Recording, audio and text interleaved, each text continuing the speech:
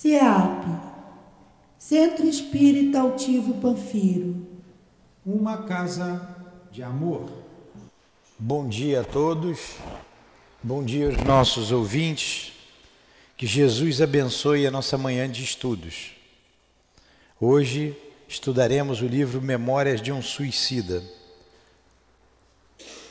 Médium Ivone do Amaral Pereira e o espírito Camilo Cândido Botelho. Me ajuda aqui, Luiz. Os que dizem, Senhor, Senhor, não entrarão todos no reino dos céus. É o capítulo 18, muitos chamados e poucos escolhidos. O item 6. Aqueles que me dizem, Senhor, Senhor, não entrarão todos no reino dos céus. Entrará apenas aquele que faz a vontade de meu Pai que está nos céus. Muitos me dirão nesse dia, Senhor, Senhor, não profetizamos em teu nome? Não expulsamos os demônios em teu nome? E não fizemos vários milagres em teu nome? E então eu lhes direi bem alto, afastai-vos de mim, vós que fazeis obras de iniquidade. Aqui estamos, Jesus, reunidos em teu nome e em nome de Deus, para mais uma manhã de estudos em nossa casa de amor. Auxilia-nos, Senhor, enviando os teus emissários do bem, como o nosso Kardec, a nos inspirar sempre, o nosso Leon Denis, em nome então desses espíritos, amigos, irmãos nossos, em nome do altivo Panfiro, diretor do CEAP e de toda a coluna de espíritos que sustentam essa casa de amor. Em nome da Dona Ivone, do Camilo, de Leon Denis, esses responsáveis por esta obra que iremos estudar, a quem pedimos inspiração para estes momentos. Ajuda-nos. Em nome de vocês, amigos queridos, em nome de Jesus, mas acima de tudo, em nome de Deus, nosso Pai, sempre com muito amor no coração, o amor que vibra nesta casa, em nome do nosso amor, Maria de Lourdes, iniciamos então, em nome de Deus, esses estudos. Que assim seja.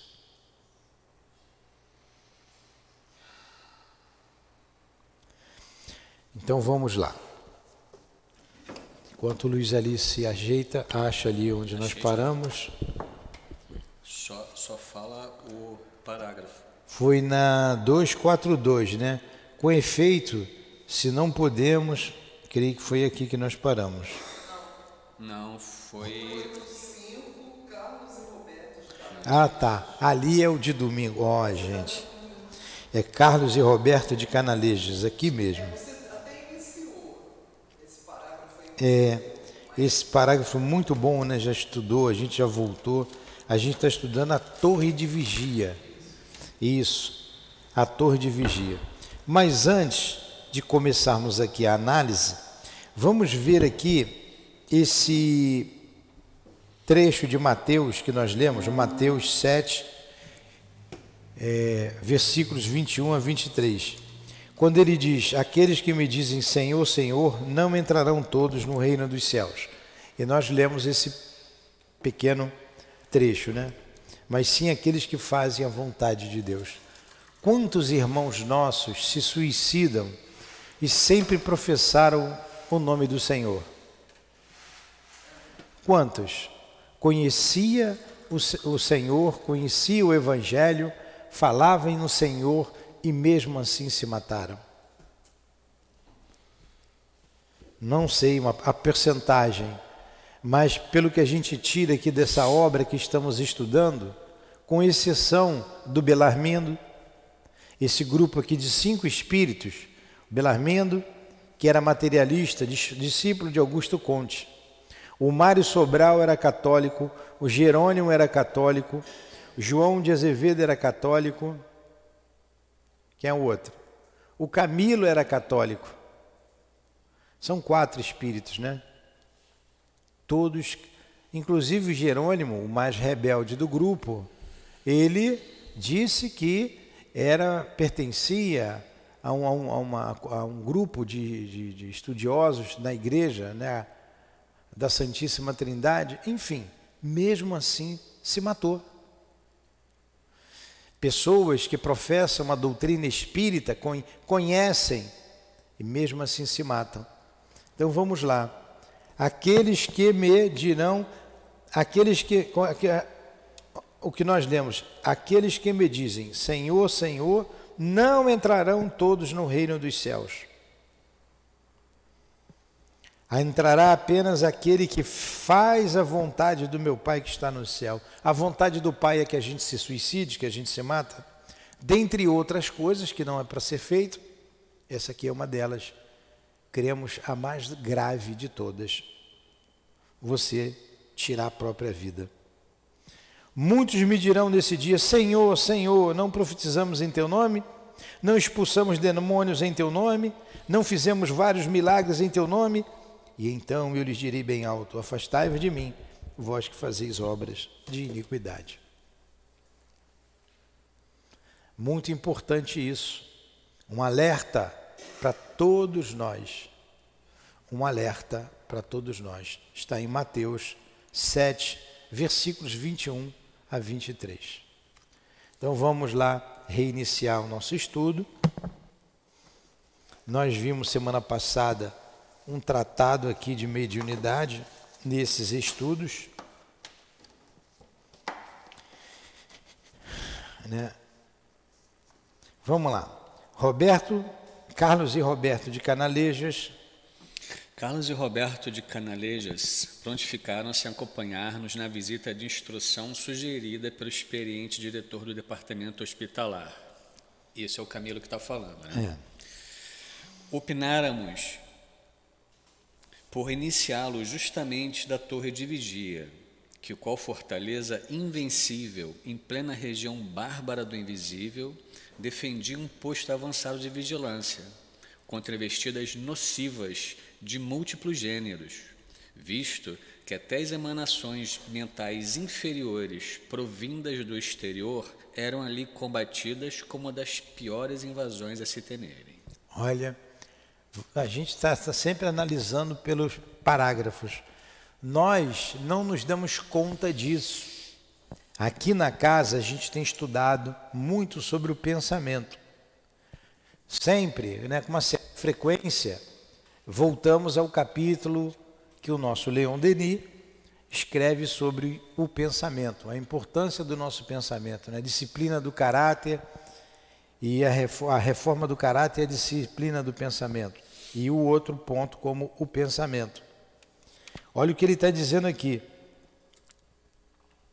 Emanações mentais inferiores, provinda do exterior, eram ali combatidas como das piores invasões a se temerem. De novo. Emanações mentais inferiores, provindas do exterior, eram ali combatidas como das piores invasões a se temerem. Então, lá na colônia,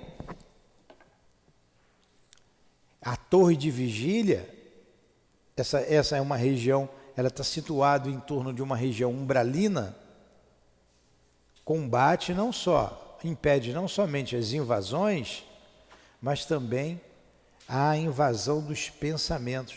Imagina a nossa casa espírita. Muitas vezes, alguém é tomado aqui dentro por pensamentos exteriores. A gente tem que ter muito cuidado com o nosso pensamento.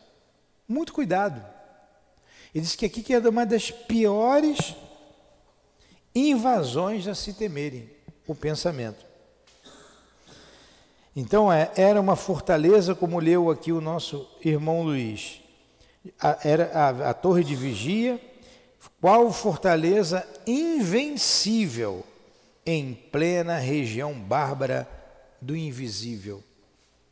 Uma fortaleza invencível, porque eles estavam ali preparados, atentos, defendendo aquele posto de vigilância.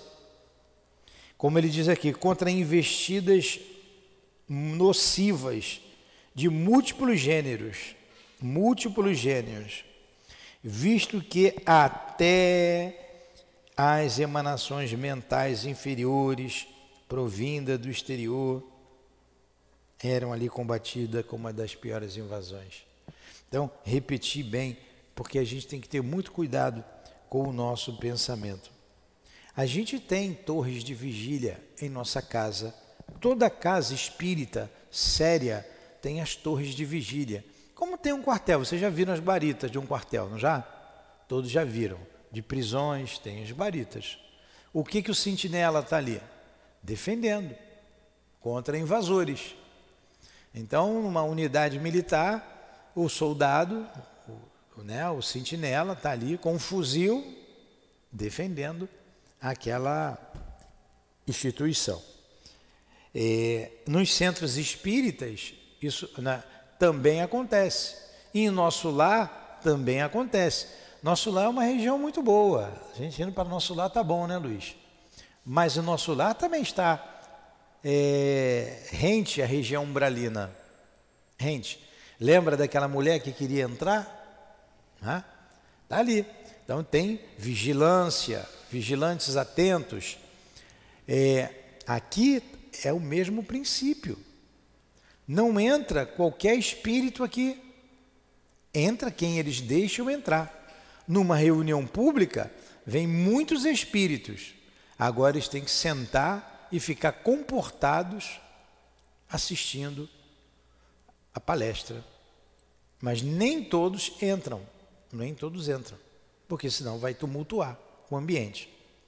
Aí somos nós que vamos chamá-los para entrar com as nossas atitudes aqui dentro da casa espírita. Por isso, Heloísa, a gente fala, cuidado com o celular, pessoal funcionário. Não é para ficar usando o celular, vendo bobagem no celular.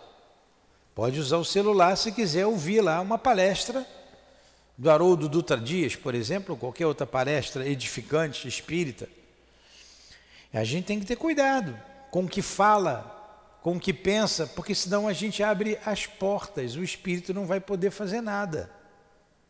Aí lá de fora eles vão entrar em sintonia com o encarnado, vai manipular o encarnado, como nós já vimos, e o encarnado vai ser um fantoche na mão desses espíritos. Temos que vigiar sempre, dar apoio à vigilância. E a gente pouco ora por eles, né? Jesus abençoe esses servidores, esses trabalhadores da vigilância que estão apostos aqui. Dê recursos a eles, Senhor, para que cada vez mais a nossa casa seja protegida, amparada. A gente deve lembrar deles, são anônimos, a gente não vê. Continua, Luiz, alguma coisa? Continua. A extensão a percorrer era grande.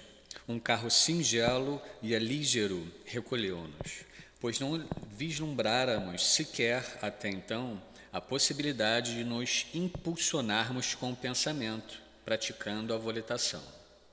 A certa altura da viagem, quando já bem distanciados do pavilhão indiano, respondendo a certa confidência de Mário Sobral, ouvimos Roberto que dizia: Vamos lá. Eles usaram um carro alígero. O que é um carro alígero? Veloz, rápido, ligeiro. Muito bem. Então, essa torre era imensa, não era uma guarita igual a nossa de soldado, devia ser algo rodeando, né? Um muro com uma como a gente vê naqueles filmes, né? Ou assim, essa tábua dessa mesa e ali tudinho, ali, como ele está dizendo, envolvido para cercar a colônia, não é?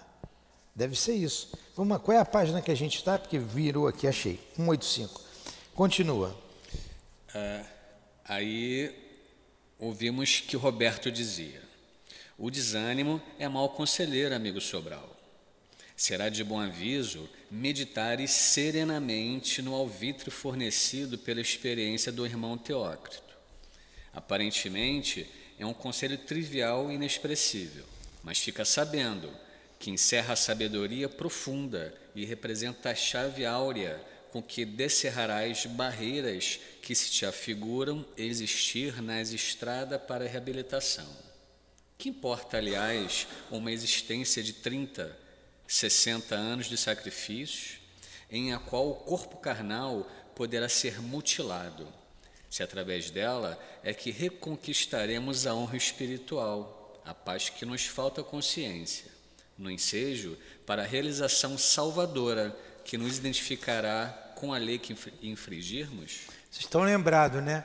Que o Mário Sobral pediu conselho ao irmão Teócrito, depois ele foi ao Camilo, né? Por quem és Camilo e tal, Camilo aconselhou, agora o nosso Roberto está falando para ele novamente, ó, segue o conselho lá. Vamos lá. E o Roberto continua.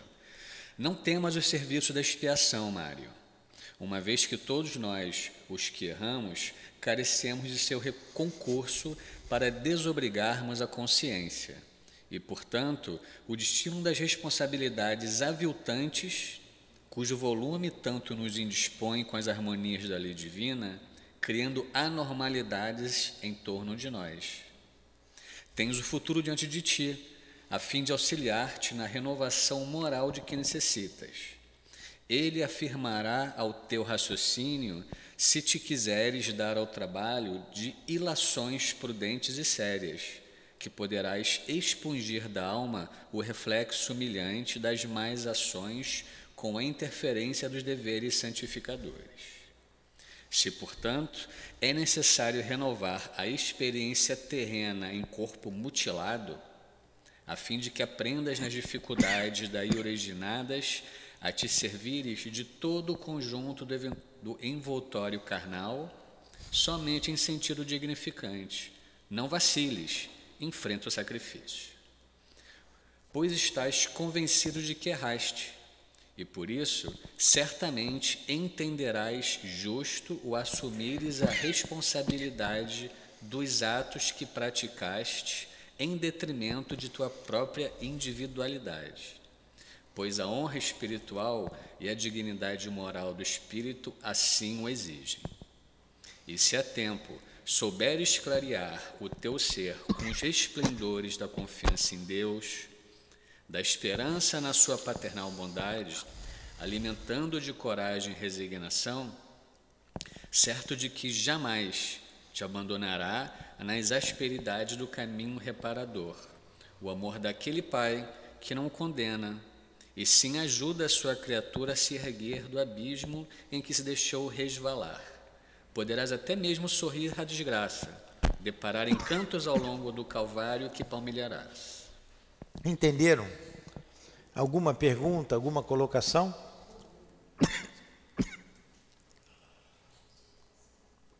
É um conselho do Roberto para que ele tenha confiança, mesmo sabendo que a prova vai ser muito grande, né?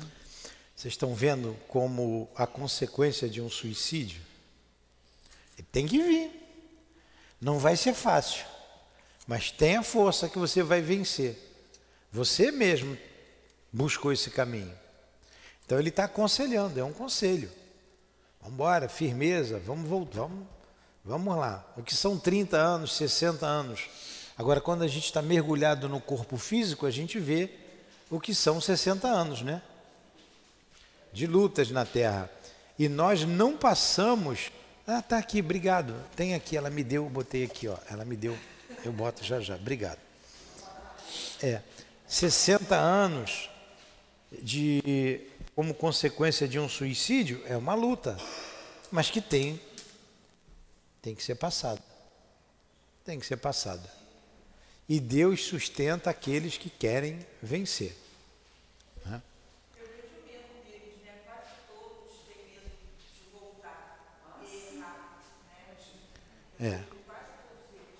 né? Ficam, né?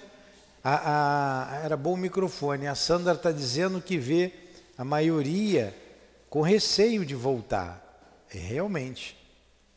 Né? Porque vai de novo para uma travessia. E precisam vencer. Posso fazer um adendo também? Pode. Ele fala aqui, ó, o Roberto, né? Pois estás convencido de que erraste, e por isso certamente entenderás justo assumires a responsabilidade. Ou seja, ele teve a livre consciência e o livre-arbítrio, não foi imposto a ele. Ele primeiro se conscientizou do erro e vai assumir. Exatamente. O Roberto falou com ele, é amigo, está aconselhando, mas não passou a mão na cabeça. Vamos embora. Mas você sabe que errou. Você buscou esse caminho. É isso aí, bem colocado. Podemos continuar? A veemência com que o jovem doutor emitira as suas abalizadas advertências parecera reanimar nosso mísero comparsa, que silenciou, mostrando-se sereno o resto do dia. Esse é o Camilo falando.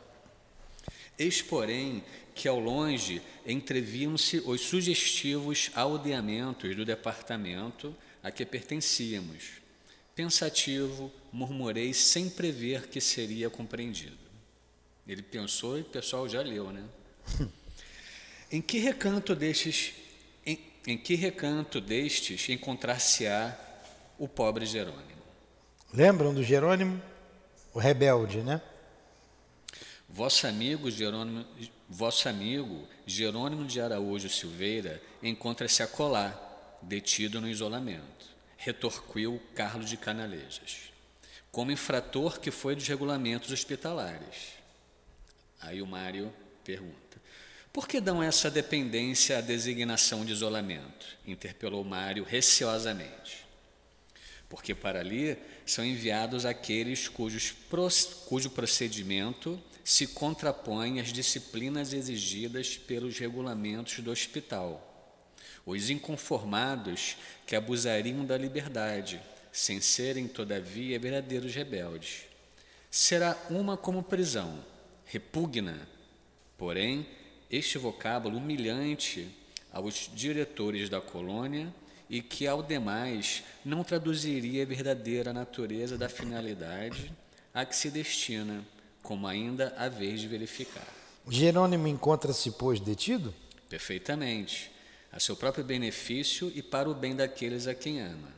Mário agitou-se, impressionado, voltando a perquirir. Então vocês estão vendo que tem disciplina, tem regra. E quem infringe a disciplina é cerceado. Ele não quer dar o nome de prisão, porque repugna aos benfeitores. Pô, estou prendendo fulano. Na verdade, eles estão educando o fulano, cerceando a liberdade dele. Então tem disciplinas exigidas pelos regulamentos do hospital, que é formulado para aqueles que abusam da liberdade. Vocês vejam, a casa espírita tem regulamento, a casa espírita tem um regulamento. Vocês sabiam que tem escrito? E como nós somos homens, temos que registrar em cartório. Nós temos. Agora mesmo acabamos de reformular o nosso estatuto. Reformulamos o nosso estatuto. E quando a gente fala aqui que a casa espírita é para se estudar Kardec, Jesus, está escrito no estatuto, e a gente só está fazendo com que vocês saibam do que está escrito. Não se pode ter outra prática que não seja a prática espírita, que a doutrina espírita preconiza em nossa casa, sob pena de ter o afastamento. Aí o Luiz quer teimar comigo com as práticas religiosas que ele trouxe lá de fora. Luiz, aqui não é lugar disso. Ou você se enquadra, ou você vai fazer suas práticas onde você quiser. Está escrito. Então, de novo, está escrito. Tem regulamento. Vocês pensam que eu faço as coisas aqui da minha cabeça? Não, nós escrevemos, está tudo escrito. Tudo escrito. E reconhecido em cartório específico. Não é qualquer cartório, não. Tem lá no centro da cidade. Entenderam isso? Então vamos lá, continua. Mário, agitou-se impressionado, voltando a perquirir.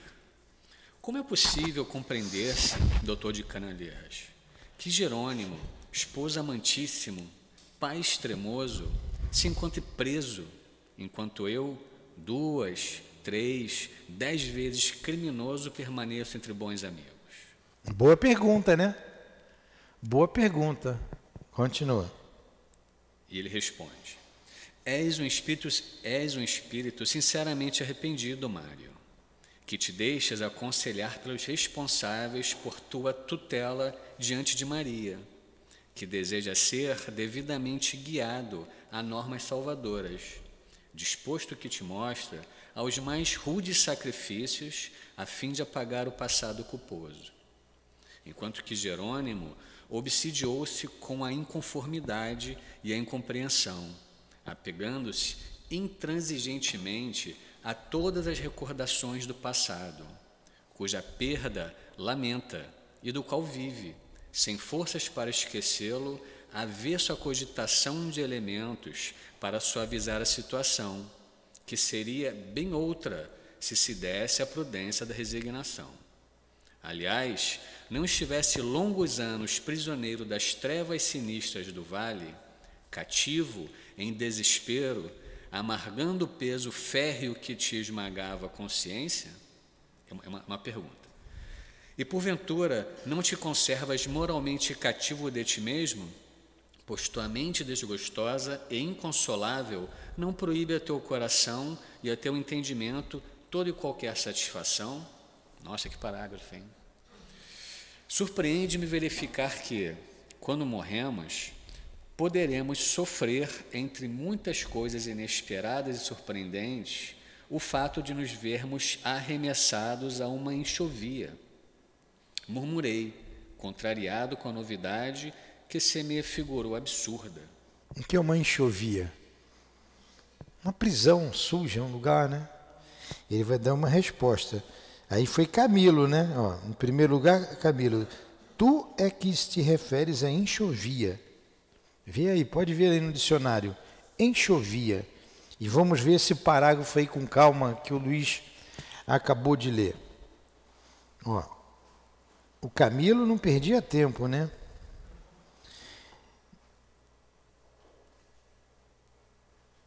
Enxovia, parte térrea ou subterrânea das prisões, úmida e escura, que outrora abrigava os presos por crimes graves ou de alta periculosidade.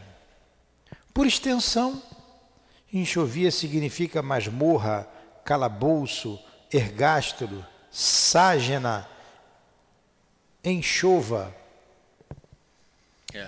Não vem de enxoval, né? É que não vem de enxoval.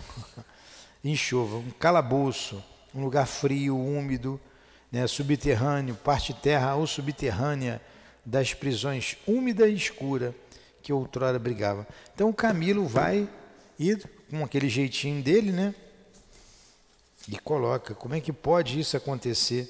Ó, Carlos, porém, delicado e bondosamente conquistou meu raciocínio como conquistar o coração apenas com a sensata lógica e disposição. Em primeiro lugar, Camilo, és tu que se revela em enxovia. Vai mais um pouco, depois a gente volta tudo. Em meu lugar, Camilo, és tu que te referes em enxovia, quando eu apenas tratei de um isolamento, pois o vocábulo prisão tornava-se impróprio para a finalidade que ali se verifica. Em segundo lugar, convinde, todos vós, que não deveria constituir surpresa a existência de prisões aqui no além-túmulo. Fostes homens de muitas letras, pensadores eruditos, profundos dialéticos, e tal ignorância se torna notável, justamente por seres esclarecidos. Deu uma resposta também à altura, né? Foi. Quem pergunta o que quer, escuta o que não quer, não é? Então ele falou. Então tem prisões no mundo espiritual. Vocês sabiam que aqui na nossa casa tem prisões? Tem prisão. Espíritos rebeldes, muito rebeldes, e que não podem mais ficar livre, porque estavam fazendo vou usar a palavra estrago na mente das pessoas, eles estão presos. Estão presos. Por quê? Mas lá eles são tratados com o Evangelho todos os dias. Eles ouvem todas essas palestras, todos os estudos. Por isso nossos estudos têm hora para começar, têm hora para terminar. Eles vêm, são trazidos ou é levado até eles a televisão, né, o áudio, o vídeo, e todos estudam. Esse estudo aqui não se restringe somente ao nosso salão. Vai para outras partes que a gente não sabe da casa, né? Sabemos que o estudo de sexta-feira, deste mesmo livro, como vamos dar socorro aos espíritos suicidas aqui trazidos, ele é transmitido não apenas para nós aqui, mas também lá para o Hospital Maria de Nazaré. E todos os espíritos que estão aqui no salão aguardando, ou lá na enfermaria adequada, creio que estejam lá e não aqui, no salão, eles estão ouvindo o nosso estudo. Como os que estão aqui estão ouvindo. Estão ouvindo. Para quê? Para que se eduquem. Nós não estamos nos educando, nós estamos tomando um remédio contra o suicídio, uma vacina contra o suicídio. Olha o que acontece. Quanta dor que ele mesmo plantou. O Jerônimo, só para a gente relembrar, ele foi rebelde. Quando o Mário Sobral pergunta ali, naquele parágrafo que o Luiz disse, esse parágrafo, que parágrafo, Renilton? Quando ele pergunta como é que é possível que Jerônimo, que amava a família, esposo, pai, amantíssimo, estava ali preso, estava ali, e ele, Mário Sobral, que foi assassino, que ele assassinou a mulher, foi um criminoso, e assassino contra a sua própria vida, suicida. Um suicida e homicida. E ele pergunta, como é que eu estou aqui livre e ele que amava tanto a família, um pai extremoso, está preso? Aí a gente lembra da rebeldia. Ao que disse o Espírito, você está querendo melhorar, você nos ouve, você nos escuta. Ele não, ele foi rebelde. Foi aconselhado, não vai à terra. Ele, mas eu quero ir. Ou eu estou preso aqui. Não foi? Ele foi duro. Para servir de lição a todos, essa lição do Mário, do Jerônimo, deve ser dita toda vez, repetida muitas vezes. Quiçá contada por ele mesmo. Contada por ele mesmo. Eu fiz isso. Em consequência, aconteceu isso. Ele mesmo contando a sua dor. Aí ele diz aqui ainda nesse parágrafo, né? Que ele deixa... Ele está fazendo sacrifícios para o seu passado culposo. E continua, enquanto Jerônimo obsidiou-se com a inconformidade e a incompreensão. A gente traz para a nossa casa espírita também, quantos rebeldes, quantos são inconformados, eu ia usar a mesma palavra aqui, não compreendem, são inconformados com as diretrizes da casa e se revoltam e abandonam o trabalho. O que a gente vai fazer? A gente fica triste, mas vai fazer o quê?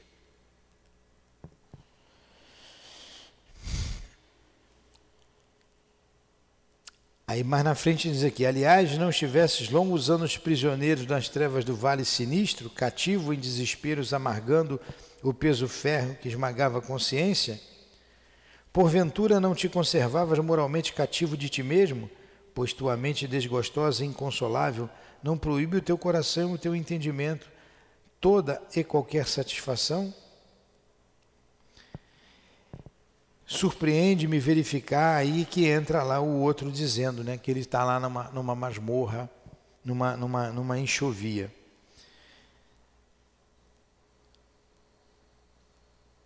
A diferença era que Mário Sobral era resignado e queria ajuda. O outro era rebelde, agia por si só. Aí o Jerônimo, quando o nosso Camilo se refere a enxovia, recebe essa resposta do nosso Carlos de Canalejas. Continua aí, Luiz. Alguma pergunta, alguma colocação? Não. Continua, Luiz. Pensamos aqui.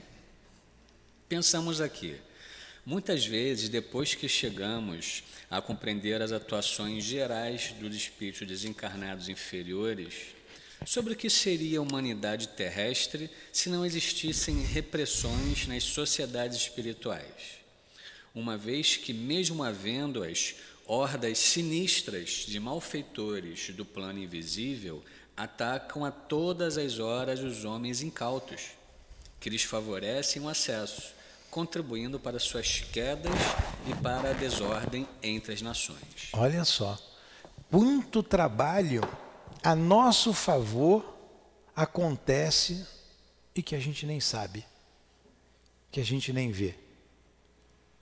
Há um combate muito grande entre as trevas e a luz. E esses espíritos são cerceados da sociedade terrena, muitos aprisionados mesmo, pelo grande estrago que fazem nas sociedades, levantando até guerras, desordens entre nações, quedas para todos os lados. Continua, na terra, há quem não ignore a realidade que acabais de descobrir aqui, e que tanto parece desgostar-vos. Jesus referiu-se a esse importante fato várias vezes, e até mesmo aventou a possibilidade de se atar o delinquente de pés e mãos. Lembra? Que seria quando aquela parte que Jesus fala do festim, ele sai convidando a todos, e quando chega lá na festa, tinha um que não usava túnica nupcial. Ele manda amarrar os pés e as mãos, atar e jogar nas trevas, onde haverá prantos e ranger de dentes. A gente analisando aquela passagem ao pé da letra, a gente diz assim, poxa, ele não chamou todo mundo para a festa? Só porque o camarada não estava com uma roupa adequada para a festa, foi amarrado, jogado nas trevas? A sabedoria de Jesus, né, deixou para o homem descobrir isso através dos tempos. A túnica nupcial ali é a boa vontade, a túnica da boa vontade, daquele que quer vencer, quer participar desse festim, reconhece as suas dificuldades e quer se tratar. Aquele que não estava usando a túnica era o Jerônimo. Jerônimo não estava usando a túnica, o rebelde. Cabe direitinho essa passagem para o Jerônimo. Continua.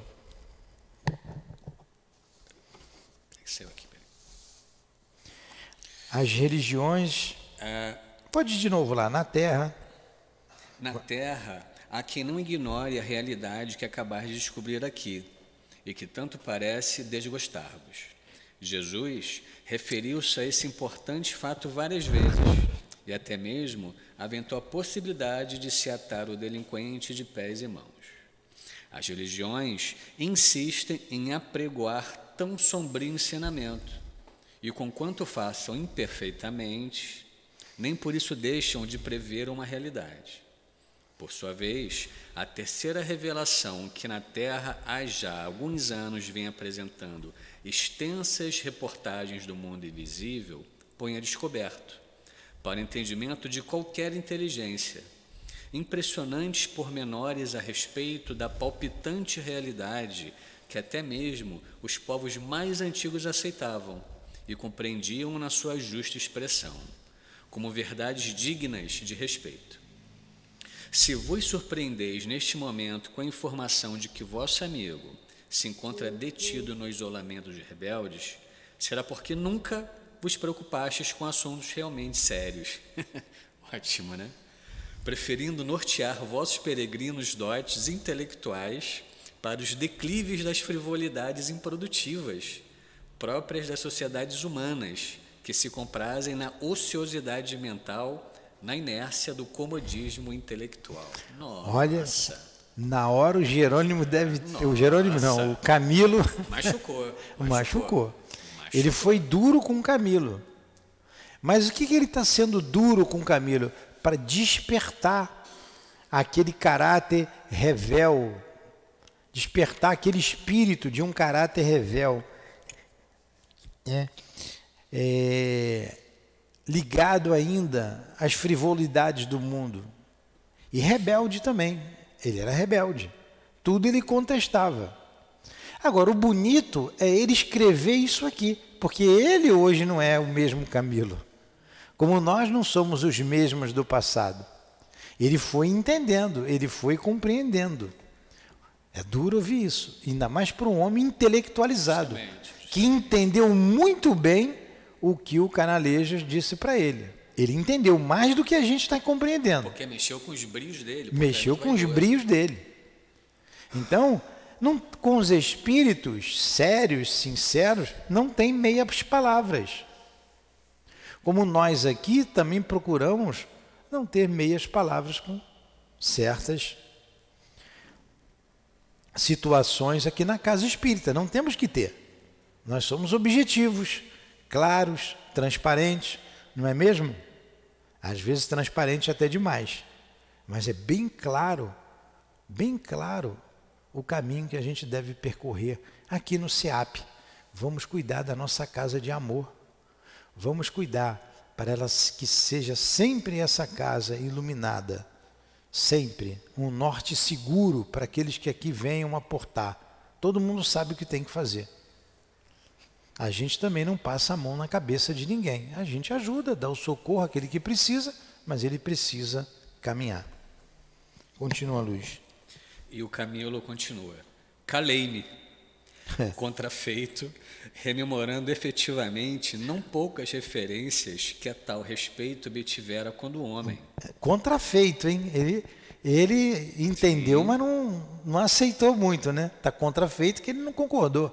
Mas como ele vai se contrapor a um tipo argumento lógico. Não tem como? E contrafeito aqui, ele ficou chateado com o que ele ouviu. Foi uma verdade dura. Continua. Rememorando efetivamente não poucas referências que a tal respeito obtivera quando homem, através de leituras e estudos, mas as quais não prestara senão relativa atenção, pois, enceguecido pela vaidade de supor-me sábio, prudente e lógico, considerava as filosofias religiosas em geral fontes suspeitíssimas do interesse coletivo que as ideara, reservando respeitosas deferências apenas para os santos evangelhos, os quais reputava excelentes códigos de moral e fraternidade. Olha só, ele conhecia o evangelho, ele conhecia, mas era extremamente vaidoso, por isso mexeu com os brios dele. E foi uma surra bem dada para o seu aprendizado. E novamente ele coloca aqui, ele reservava aos evangelhos uma deferência, que ele considerava, né, os santos evangelhos, um excelente código de moral e fraternidade. Agora, por que ele não seguiu? Por que ele não respeitou os evangelhos? Por que ele se matou? Por que ele continuava vaidoso do seu saber? Achava que sabia tudo. Por quê? Continua. Fica para a gente, né? Por que um cristão se matar, se suicidar? Estatuídos com efeito. O evangelho está estatuído por efeito por um homem superior. Continua. Você pode voltar, não tem problema. Se quiser ler, calei-me contrafeito. Não, vou continuar aqui. Por um homem superior que se apresentaria como padrão modelo da humanidade, porém excessivamente místico para poder ser imitado por criaturas em choques perenes com esmagadores obstáculos.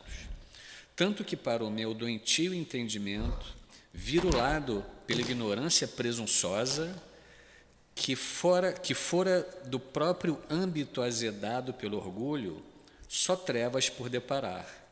Falira ele próprio na prática das normas áureas que expusera, por deixara-se vencer num patíbulo infamante, enquanto a humanidade continuou resvalando para a sequência de insondáveis abismos. Olha como ele julgava Jesus. Um homem que é um tanto quanto mítico, não dava para seguir. E, na verdade, ele está dizendo que foi um fraco, porque se deixou matar. O patíbulo infamante é a cruz.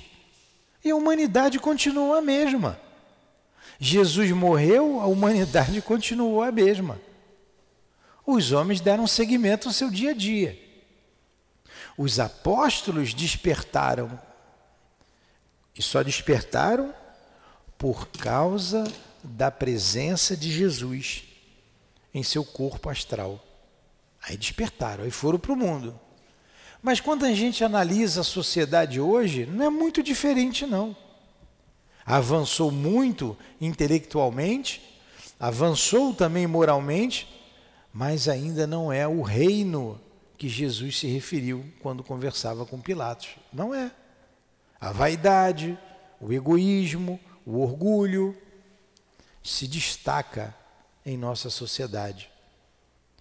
Homens dominando, homens dominados. Homens com uma concentração imensa de riquezas, poucos homens, muitos sem nada a ter. Então, continuamos bem parecidos, bem parecidos. Tudo bem? Continua. De Canalejas, porém, continuou atraindo-nos com a conversação. Então ele fala: ao demais, por que não existiria deste lado da vida prisões e rigores, se há cá maior percentagem de delinquentes que do lado de lá? Interessante a frase, né? Esse AK aqui é bem de português mesmo, né? Você vê aí, é bem humanizado, né? Os espíritos, né? Canalejas, porém, continuou atraindo-nos com a conversação. Ademais, por que não existiria deste lado da vida prisões e rigores, se há cá maior porcentagem de delinquentes do que do lado de lá? Então, a porcentagem de delinquentes no mundo espiritual é muito maior. Se a sociedade espiritual, como disse o Chico, é 4 vezes, né? 3 ou 4 vezes maior do que a sociedade de encarnados, e hoje a gente tem em torno de 8 bilhões, é um pouco mais, né? 8 bilhões de espíritos encarnados, a gente tem aí 24 bilhões, vamos botar 3, 24 bilhões de espíritos desencarnados. 24 com 8, 32. Está vendo? Sou bom de matemática. 32 bilhões, vamos, né, fazer um cálculo aproximado aí, de espíritos. Se o mal prepondera na Terra, ele também prepondera no mundo espiritual. Imagine o mundo espiritual como não é perigoso. Como não vai ter prisão lá, se a AK tem?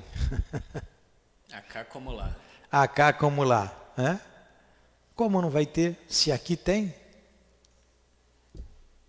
Tem encarnados que não dá para conviver com eles.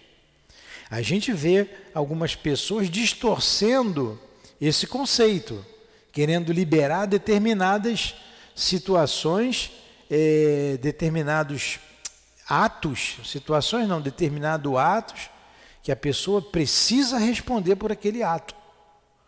Como pequeno furto não é nada, você pode roubar, que negócio é esse?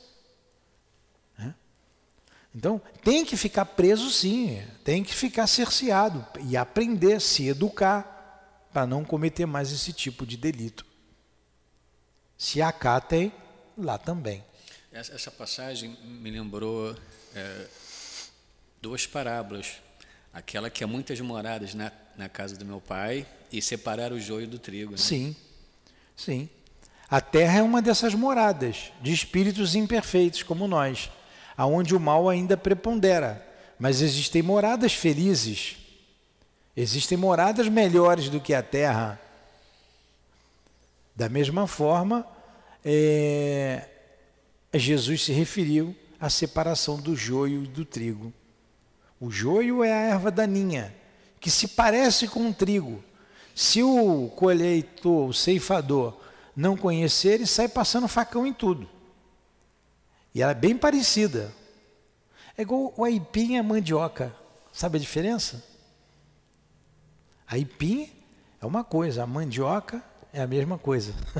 É o aipim, a macaxeira é a mesma coisa. Não, mas tem um que faz a farinha e tem o... Mas é igualzinho o aipim. A diferença é pouca. Vocês já viram?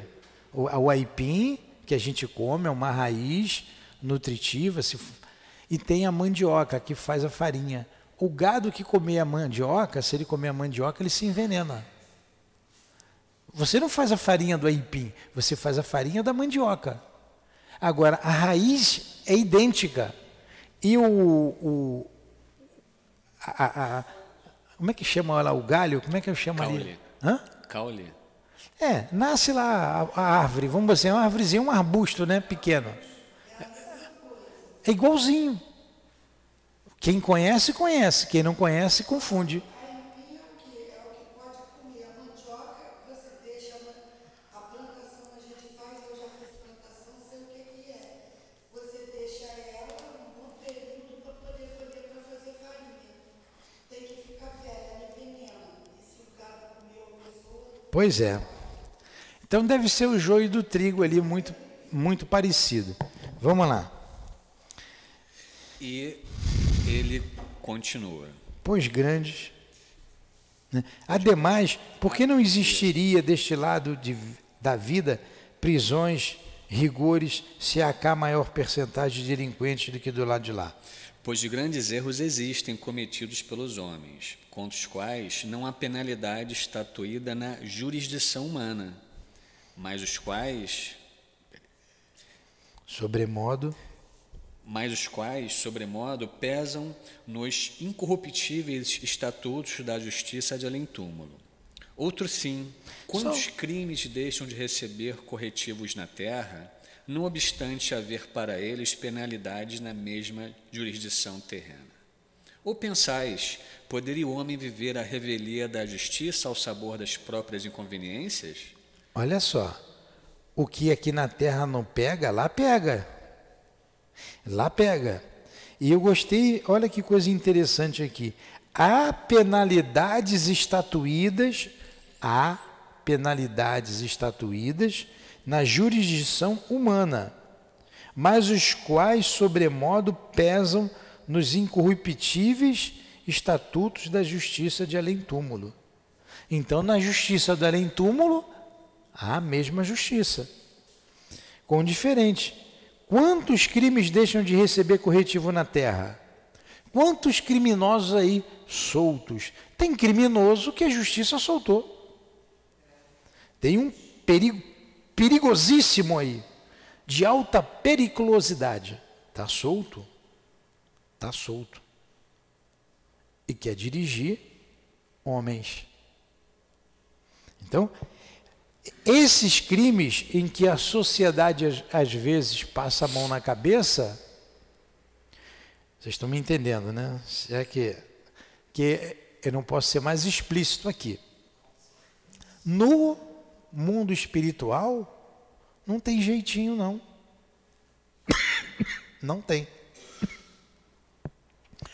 Ou pensais que poderia o homem viver a revelia da justiça ao sabor das próprias inconveniências? Claro que não. Continua. Porventura, julgaste que a morte transforma em bem-aventurados a quantos se excederam na prática de desatinos no mundo material? Enganai-vos.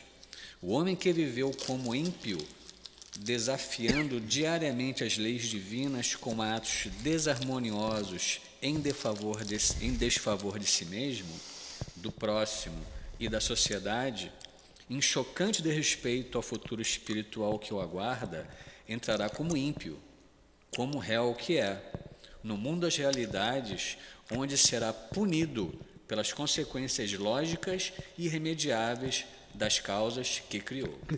Ele entrará no mundo das realidades. Qual é o mundo real? O mundo espiritual. Você não é punido aqui será punido lá. Será punido lá. Vamos lá. Daí o que vedes aqui, ou em outras regiões em que prolifere o elemento espiritual inferior, e também no próprio cenário terreno, porquanto a terra oferece à jurisdição divina campos vastíssimos para o exercício das penalidades necessárias aos seus réus, acúmulo de sofrimentos, lutas árduas, incontáveis, no sentido de apagar das consciências culpadas os fogos dos remorsos alucinadores.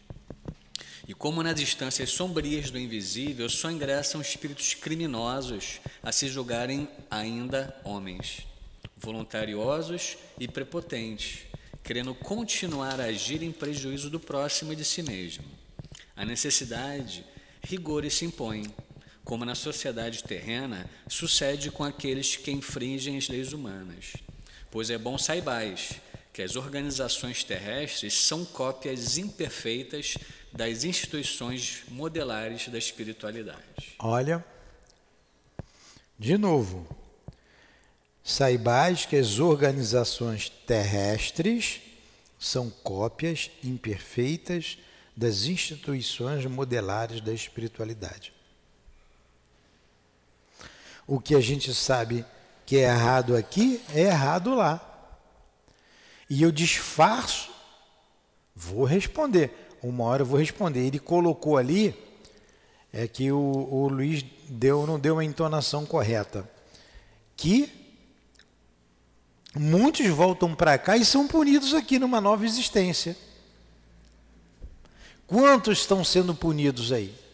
Com a dor, com a fome, que eles mesmos provocaram nos outros, estão sentindo agora. Quantas pessoas que foram homens de destaque na sociedade e hoje está amargando numa comunidade dores acerbas. Porque ele mesmo provocou aquilo ali. Terminando aí, Luiz. Deslizava o veículo, já se aproximando da meta para o qual nos dirigíamos.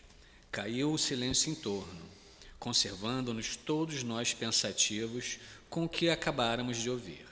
Tão simples, tão real se apresentava aquele mundo astral, que sua mesma realidade, sua impressionante simplicidade, contribuía para a confusão de nos julgarmos homens quando éramos espíritos. A coisa era tão real, tão simples, tão lógica, que eles se confundiam. Aqui muitas vezes a gente pensa que é alguma coisa, porque tem algum punhado de moedas. Mas também não é só aquele que tem riqueza. Quantos pobres, miseráveis são extremamente orgulhosos? E a gente escuta, canso de ouvir aí, eu também tenho o meu orgulho, não é? Eu também tenho o meu orgulho. Como se fosse uma coisa boa, como se fosse uma virtude. E não é assim. Então nós passeamos nesse estudo de hoje, desculpem, numa resposta que o Carlos de Canaleja, não foi o Roberto não, foi o Carlos ali, né? Foi. Deu no Camilo.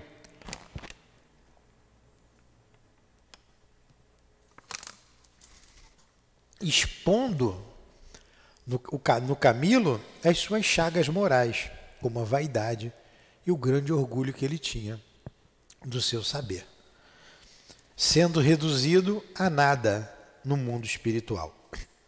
Alguma pergunta? Ou alguma colocação? Eu gostei muito da parte em que o Camilo não entende porque ele estava em um lugar melhor do que o Jerônimo. Eu achei muito interessante. Não, o Camilo não, o Mário. O Mário, porque ele, todo o tempo, ele se questiona quem ele é e olha com olhos humanos, né? As outras pessoas que o cercam, como amigo realmente. Ele né? destaca ali, na verdade, a humildade do Mário. O Mário foi assassino, mas ele reconheceu tudo. Ele destaca a humildade dele. Você nos ouve, você quer ajuda, você está pedindo ajuda, você quer melhorar, você quer acertar. O Jerônimo não. O Jerônimo era voluntarioso.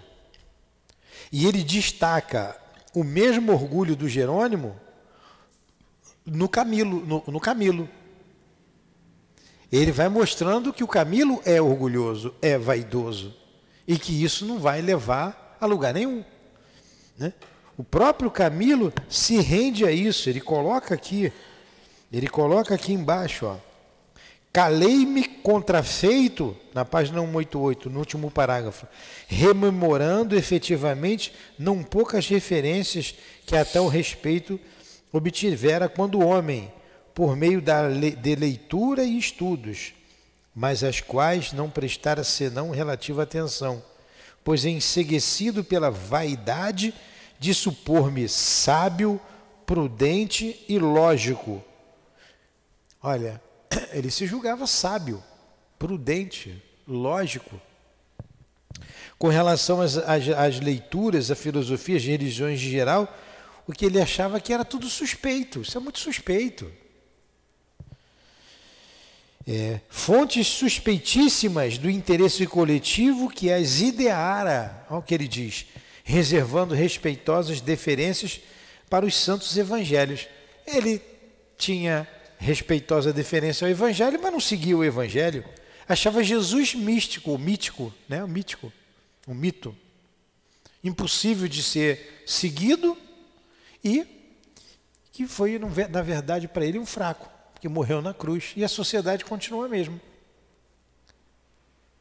De um ponto de vista também simplista, você vai dizer, continuou, o mundo é a mesma coisa, não mudou nada, mas mudou. Mudou para a gente já mudou. Quanta coisa a gente deixa de fazer quando lembra do Evangelho. Eu posso até falar um pouco de Evangelho. Você falou e eu pensei, na primeira carta de Paulo a Coríntios, Paulo é Paulo, né? Ele fala o seguinte, o conhecimento incha, o amor engrandece. É isso mesmo. O amor engrandece. Fez diferença para a gente. Está fazendo diferença para a gente. E faz diferença para muita gente o Evangelho. Tanto faz que tem muita gente querendo combater o Cristo. Faz tanto bem que o mal quer tirar o Cristo da vida do homem, da família, da sociedade. Quando isso acontece, mostra o valor do cristianismo, o valor da doutrina cristã. Queriam se aproveitar aí de um momento difícil, de dor da sociedade, para tirar o Cristo da vida do homem. Se aproveitaram. Fechando igrejas, proibindo cultos. Vamos aproveitar. Essa é a hora.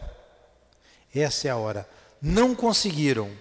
E não vão conseguir. Não vão. A luz sempre venceu as trevas. A luz sempre vencerá as trevas. A luz sempre vence as trevas. E as trevas do nosso espírito está sendo clareado pela luz do Cristo. Tanto que estamos aqui, graças a Deus. Alguma pergunta? Luiz? Colocação? Não. Perfeita leitura. Não? Vamos parar por aqui. Deu o nosso tempo. Alguma pergunta aí? Não, né? Então vamos continuar na próxima semana. A torre de vigília desenhava-se incrustada. Não é aqui que a gente parou, não? Onde que a gente parou? Aqui, né? Aqui mesmo. Aí ele vai voltar para a torre de vigília. Torre de vigia. Página 185. 190, desculpa. Qual é a página da senhora, dona 205 ou 215? 5.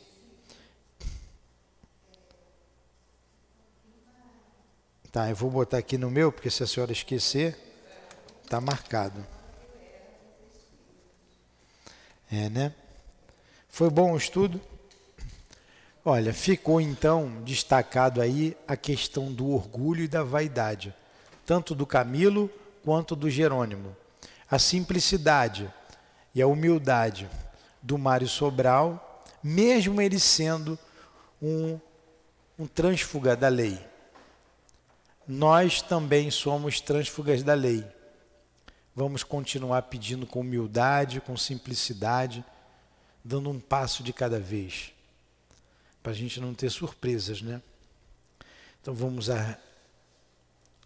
fazer a nossa prece, esse estudo, Senhor, esses comentários são um preparativo para a vibração que fazemos em favor desses irmãos que saíram da vida pela porta do suicídio. Uma vibração de amor em que te pedimos ajuda para esses irmãos. Vibrações de luz, de esperança, de paz, de alívio para as suas dores físicas e alívio para as suas consciências culpadas. Que eles tenham coragem de retornar à carne, na certeza de que irão vencer. Não será fácil a luta, nunca foi, mas essa vitória é aguardada, porque assim Deus o quer. Assim Deus nos criou, nos preparou para sermos todos espíritos perfeitos, fazendo brotar em nossa alma as virtudes que Ele a implementou, como a fé, como o amor, como o pensamento, como a liberdade, saber escolher com responsabilidade.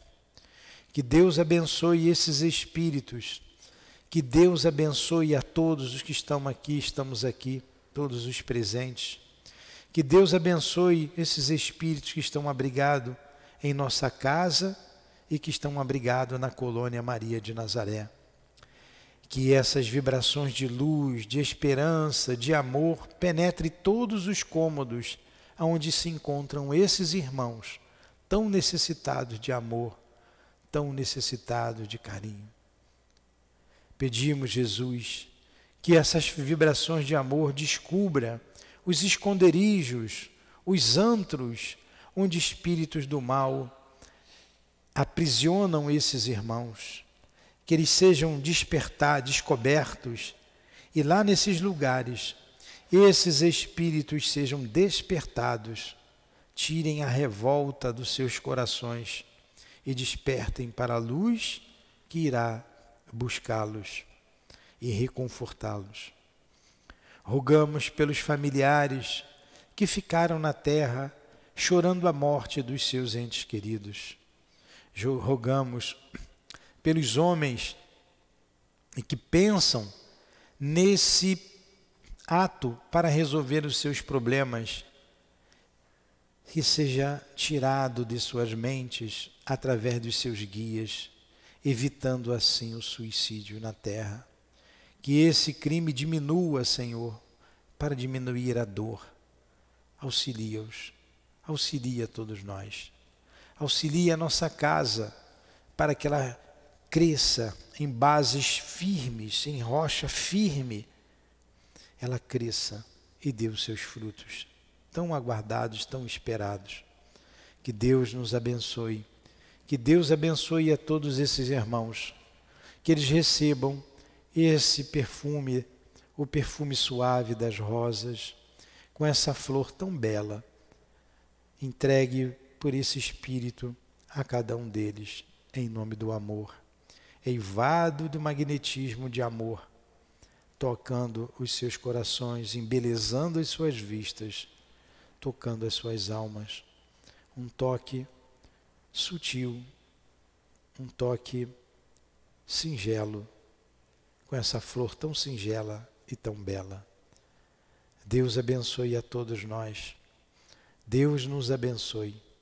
Em nome do altivo, em nome de Leon Denis, de Allan Kardec, em nome da Dona Ivone, do Camilo, dos guias aqui presentes, responsáveis por esse estudo, em nome de Maria Santíssima, em nome do amor, do nosso amor, em teu nome, Senhor, mas acima de tudo, em nome de Deus, encerramos os nossos estudos em torno do livro Memórias de um Suicida. Que a nossa irmã Patrícia receba essas mesmas vibrações de amor e ela se estimule e se renove e retorne, quando possível, esperançosa e mais fortificada. Que Deus abençoe a todos que nos ouvem. Que assim seja.